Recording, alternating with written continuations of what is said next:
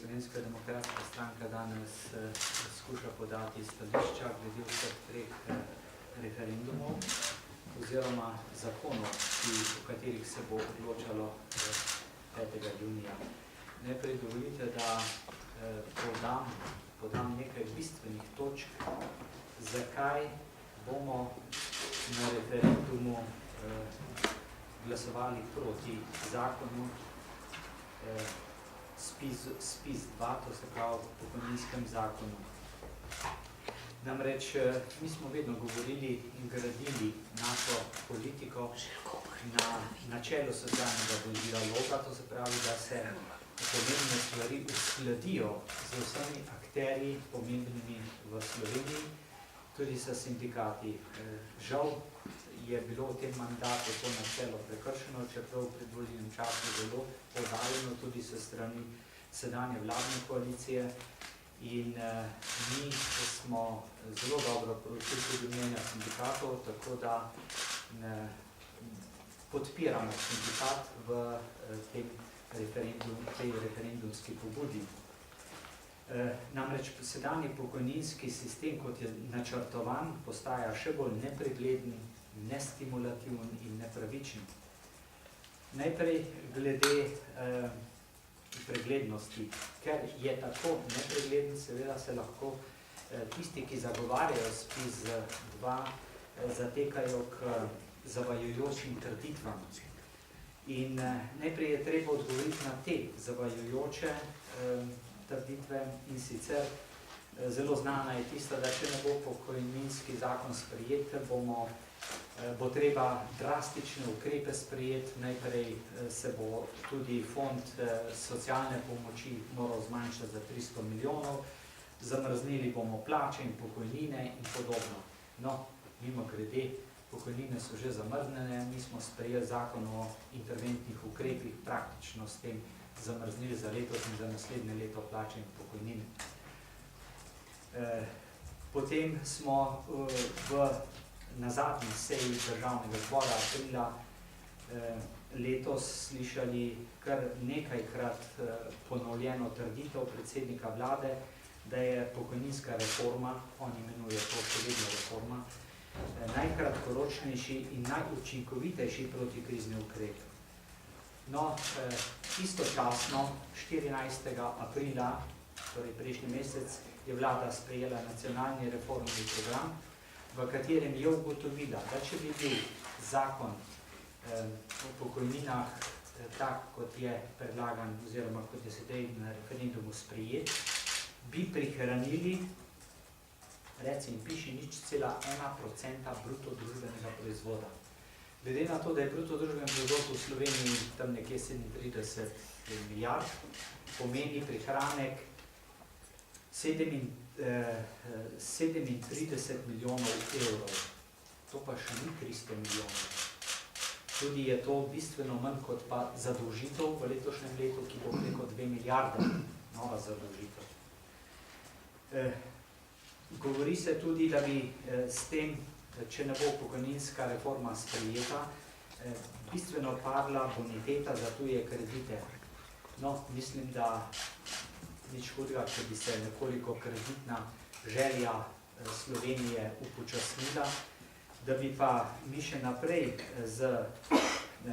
z drastičnimi ukrepi glede pokojnin zagotavljali veselo zadolževanje države za naprej, pa ne bi bilo dobro. No, 37 milijonov, kolikor naj bi letošnje leto prihranili, naslednje leto tudi nekako tako, leta 2013 pa naj bi bil ta prihranek po vladnem izračunu tam nekje 60-70 milijonov. Moram reči, da če bi samo nezaposlene zmanjšali s 115, recimo na 105 tisoč, za 10 tisoč, potem bi teh 10 tisoč začelo prispevati v pokojninsko blagajno prispevke za socialno varstvo in obenem bi razbremenilo zaradi, ker ne bi bilo treba jim več izplačevati nadomestila za brezposelnost in socialne prejemke, bi socialno blagajno razbremenilo.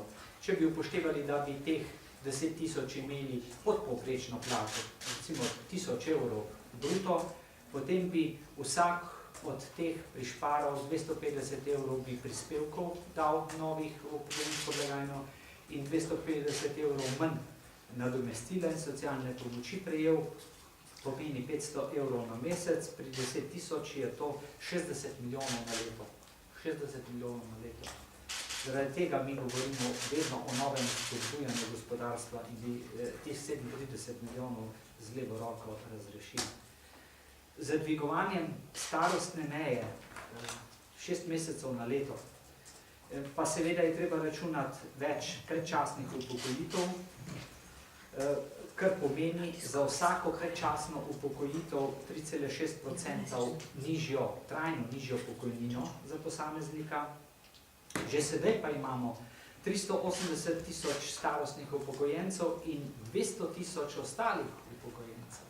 To se pravi, vlada pa dela izračun samo na polno starostno upokojitev, ne računa pa, da bo večina upokojencev predčasno se upokojilo pač zaradi nezmožnosti dela ali pa zaradi čakanja oziroma zaradi nezaposlenosti v zadnjih letih pred upokojitvijo. Seveda potem tudi več bolniške, več invalidskih, večja obremenitev sociale, to tudi poudarjajo sindikati, predvsem pa več starih in manj mladih zaposlenih v Sloveniji. To pa za gospodarstvo pomeni velik nedostatek. Že sedaj smo v Sloveniji na vrhu nezaposlenosti mladih. Pri mladih od 15 do 24 let, ki pa so zaposleni, jih imamo pa kar 66,6%,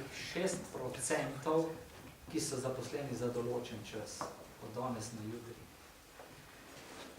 In seveda pri tem, da se mladi ne bodo zaposlovali, sedaj pospešeno ne zaposlovali v naslednjih letih ob tem zakonu, pomeni tudi, da mladi diplomiranci, seveda, vi veste, kako je, ko končaš diplomo, se zaženeš, iščeš službo, hočeš uresničiti svoje znanje, svoje načrte, svoje sanje in seveda, čez nekaj časa obupaš, mlad diplomiranec postane demoraliziran, znanje njegovo zastara, delovne navade se izgubijo, gospodarstvo postane brez novega impulza za inovacije, prestrukturiranje, za večjo dodano vrednost.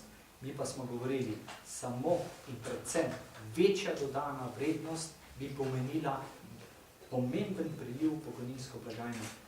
No in seveda še omemba osebnega pokojninskega računa. Moram reči, da v času priprave na zakon je v obrazložitvi minister zelo poudaril in napovedal nation definite contribution, to se pravi neko imaginarno določen prispevek, ki se bi vodil na osebnem pokojninskem računu vsakega posameznika. In on je trdil, edino ta sistem je pravičen, pregleden in finančno vzdržen.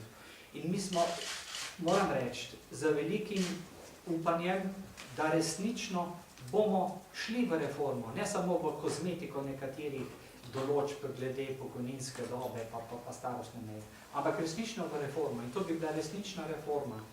Mi smo tudi zaradi tega toliko vztrajali na tem osebnem pokojninskem računu. Mi smo tudi vztrajali, da se ohrani državna pokojnina za tiste, ki nimajo niti 15 let delovne dobe oziroma sploh nobene, iz kakršnekoli razlogov.